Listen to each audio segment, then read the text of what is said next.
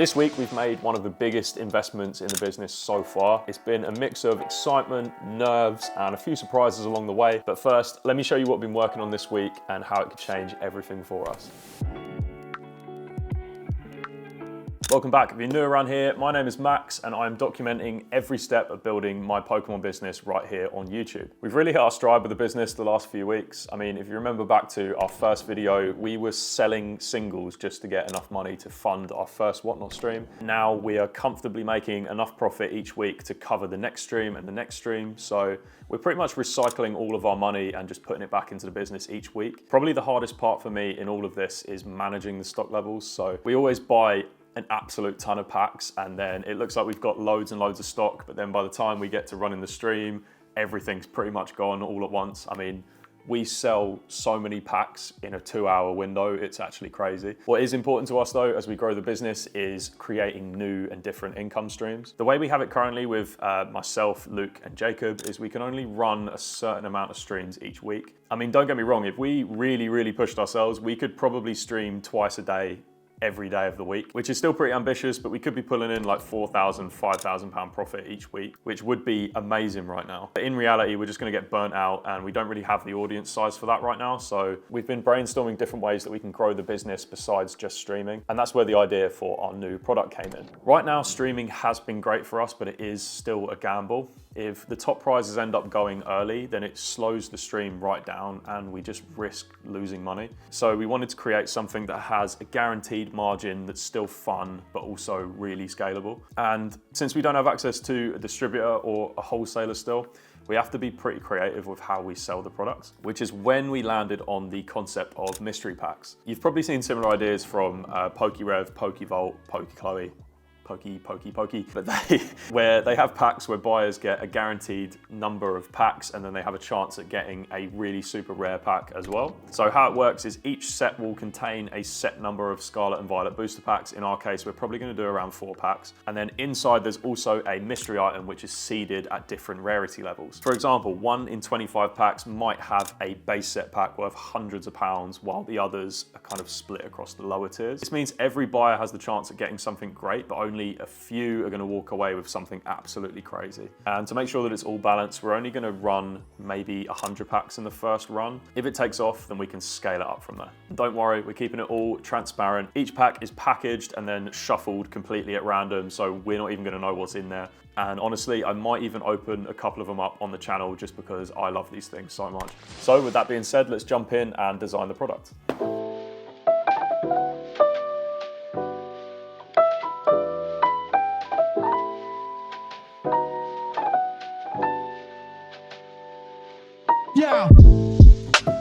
So the first thing we did was we worked out the numbers. So the last thing I want to be doing right now is designing a whole new product that isn't even profitable for us. I got in Google Sheets and I started building out a new calculator for this product. I started by working out what it is that we need to know now. So we need to know how many packs that we're going to be running, what the costs are going to be for those packs, and how much we're going to sell them for fundamentally. After that, we then need to know what it is that we're actually buying. Then I just went ahead, synced up everything using some formulas, which I'm sure you guys don't want to hear all about. So on the left here, I can put in the number of packs that I want to make, and then once I've put that in, the sheet will update and let me know how many of each tier that I need to buy. For this product, I think it makes sense to start off with a small run of around 100 of them. We could end up putting loads of time and money into this just for people to not really care about it and not buy it.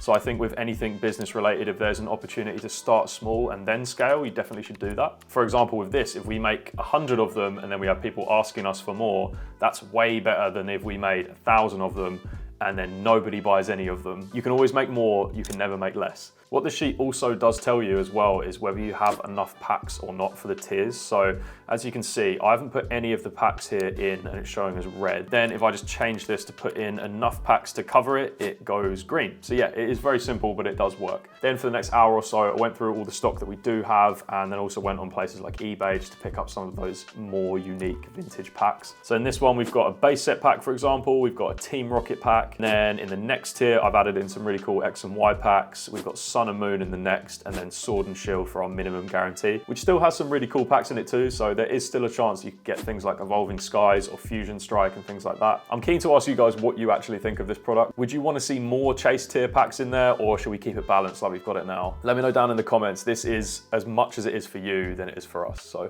now that that's done, we can come over to the final part of the sheet, which tells us how much money we're making. So with everything factored in, we're spending around £3,000. So I think a nice profit margin for us to work with would be around the 30 to 40% mark, which would be around £45, which I think puts us in a pretty competitive range compared to the other products in this type. But I guess we will have to see how people respond to it. Next up is the fun part, which is the design of the packaging. So I really wanted to get the new branding across of these and just make them look sick. So I started sketching out what I think they should look like.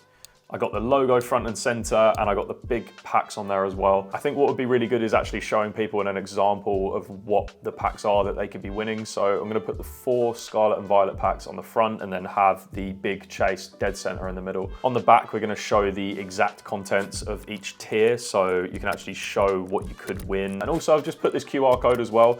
One of the key things for us is growing the customer Discord. So we really wanna use these as an opportunity to get people from places like Whatnot and TikTok to buy these products and then find their way into our Discord so they know when we're going live, when we've got new products, things like that. So once I had the wireframe all drawn out, I then started adding in the actual content. And I started playing around with some colors and different compositions until we finally reached this. I'm super happy with the result. I think these look sick, and I think when people take a look at these in our store, they're gonna wanna get involved. This is by far the single biggest gamble we've taken yet. And if it doesn't work, it could set us back by quite a few months. It is very hard not to feel nervous about making a decision like this, but every business has to start somewhere, right? If this works, it could open so many doors, not just for us, but for our community and what we can offer as well. So yeah, make sure you subscribe to see what happens with that product in the next few videos. And with the mystery packs ready to go, it was time to turn our focus back to the stream.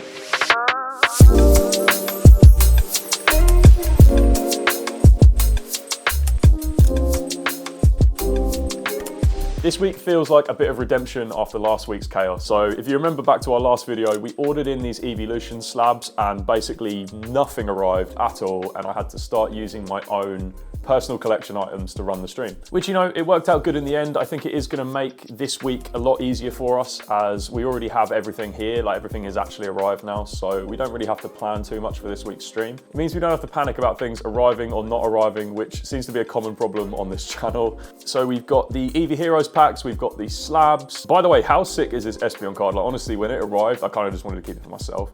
We've also got some more triple packs to chuck in as well. Overall, I think this is going to be one of our better streams, definitely. Yeah, it definitely feels like we're improving week on week with the streams, so that's really cool to see. So yeah, it was a lot more relaxed this week, which was nice, especially as it being the run up to Christmas.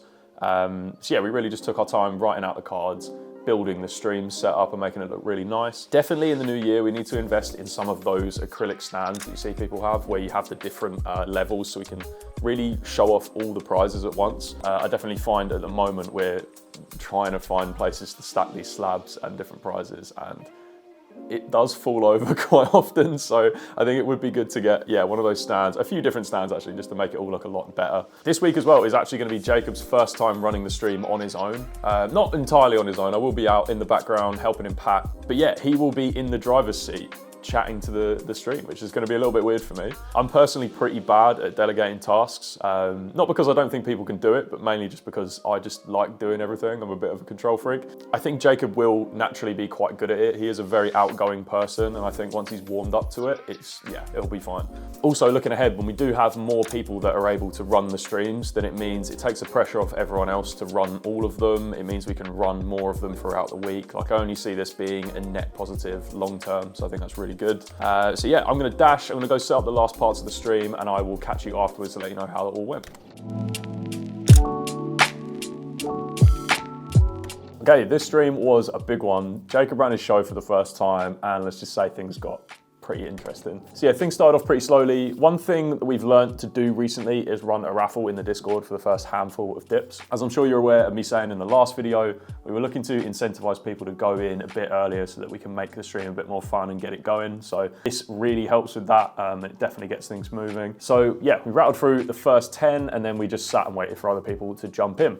which is when we had a couple of really cool buyers enter the stream. We had one guy with a Santa profile picture join, and he just started gifting entries to random people in the chat. Just like Father Christmas, I guess. So that was really cool because for one, it got the stream pumping, people started getting really excited and the dips started getting primed as tickets weren't getting pulled and stuff like that. And two, it meant that it got some people involved that maybe weren't going to get involved in the first place. So we do have some people that join in from the YouTube and things like that. They don't necessarily spend money, but they're there to support, and they were receiving gifts, so they were able to actually join in the stream when they might not have necessarily been able to do so before. It's just overall really cool. So yeah, shout out Santa. We love Santa. Once all that craziness was over, the energy did dip a little bit, which is as expected really.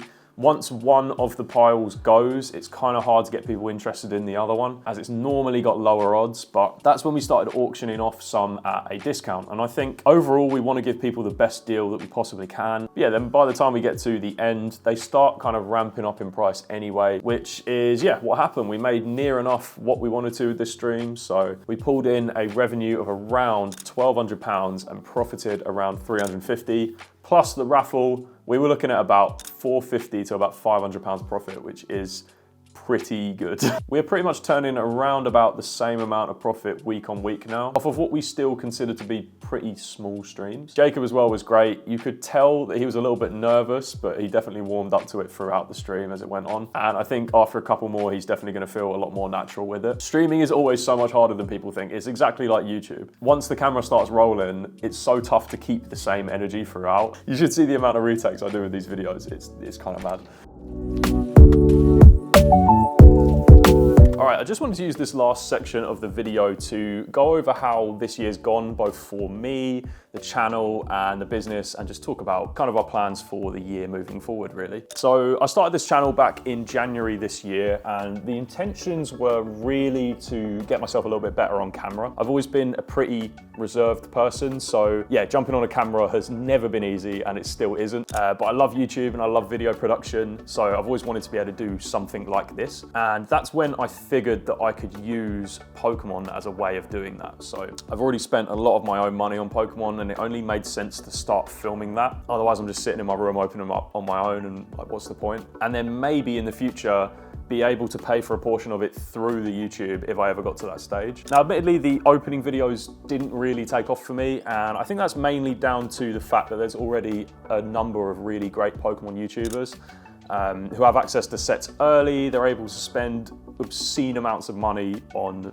really cool videos. And it gets to that point where it's like, why would I watch this random British guy open 20 packs of the new set when I can watch Mystic Rips open 500 of them? And like, yeah, I mean, fair enough. I totally get it. I really found my stride with these business type videos, which has been totally by accident. I just thought it made sense for me to mix all of my favorite things together. So video editing, Pokemon, business, and design, stuff like that. So yeah, I mainly just wanted to use this section to thank you all for over 2,000 subscribers, which has come really from the last 4 or 5 weeks. It's just so unbelievable to me. I think I had around 600 subscribers when I posted this first one.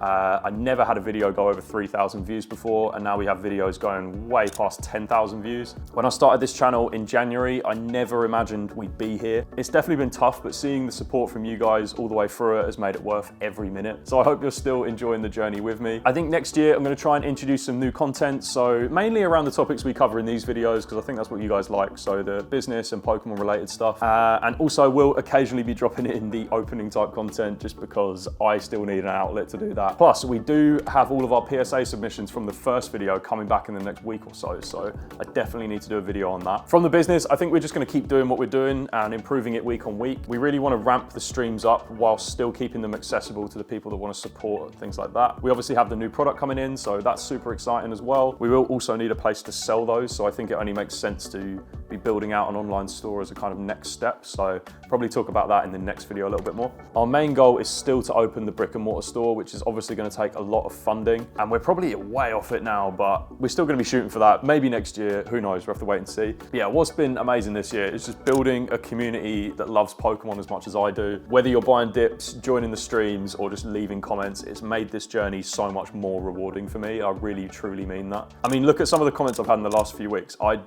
don't even know what to say. And that is pretty much it for now. So I just wanted to thank you all for an awesome year. What kind of videos do you want to see in 2025? More story-driven ones like this, question and answer type stuff? Let me know down in the comments. I really hope this is the start of something big, and I hope you will stick around to see it through with me. Definitely hit subscribe if you've enjoyed today's video, and I will catch you next year.